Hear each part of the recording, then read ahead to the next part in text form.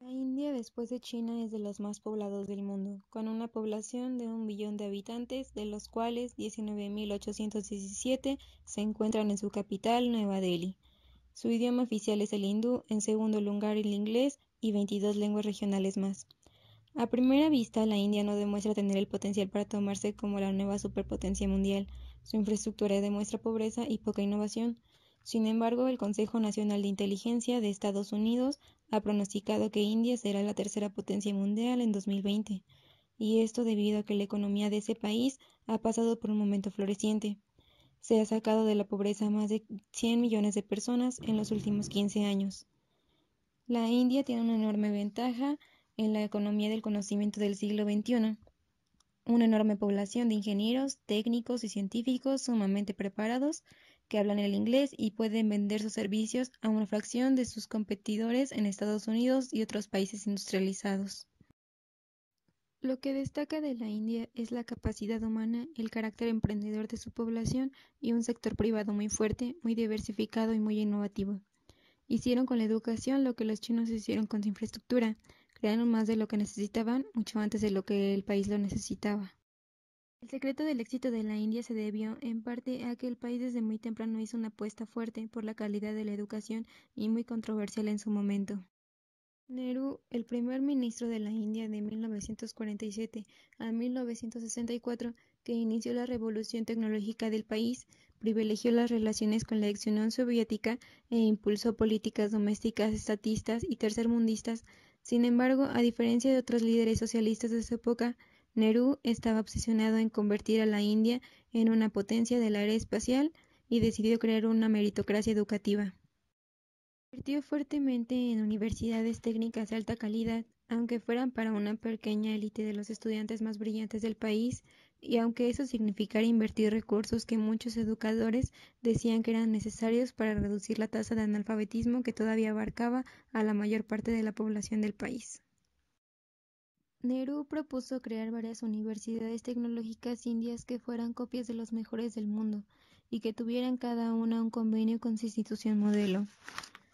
A diferencia de las demás universidades, estos institutos tecnológicos no tenían el noble propósito de expandir la educación a la mayor cantidad de la población posible, sino escoger a los estudiantes más brillantes del país y crear una élite tecnológica que pudiera competir con los países más avanzados del mundo.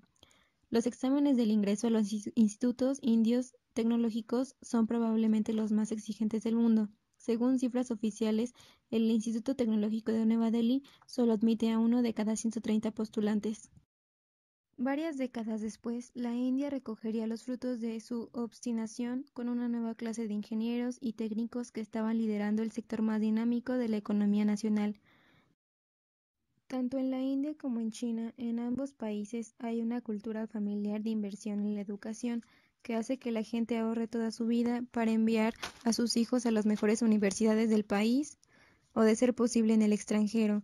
En ambos casos, el porcentaje de estudiantes que sale al exterior becados por sus gobiernos es mínimo. La mayor parte de ellos sí financian sus estudios con los ahorros de sus padres. En América Latina hay preocupación por la fuga de cerebros. Esto los está haciendo disminuir el apoyo al estudio en el extranjero.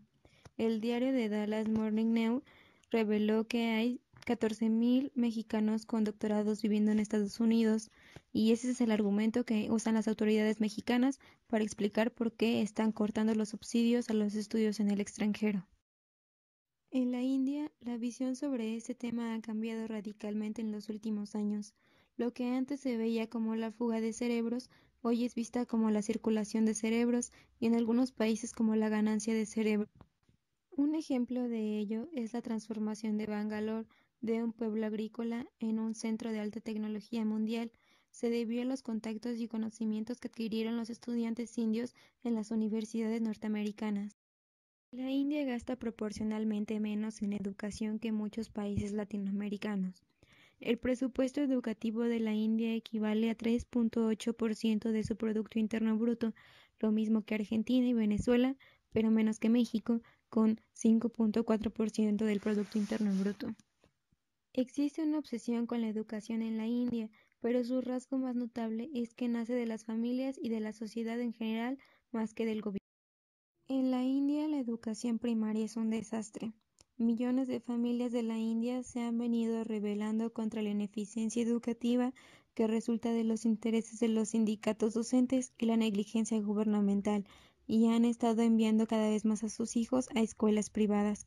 A diferencia de lo que ocurre en América Latina, las escuelas privadas en la India no son reductos de las clases más pudientes, sino que hasta en los villorrios más pobres, con calles de tierra, la gente manda a sus hijos a escuelas privadas, que muchas veces no son más que una choza prefabricada, con 3 habitaciones convertidas en aulas, sillas rejuntadas de varios lugares y pisos de tierra, y que por lo general cobran $1 o $2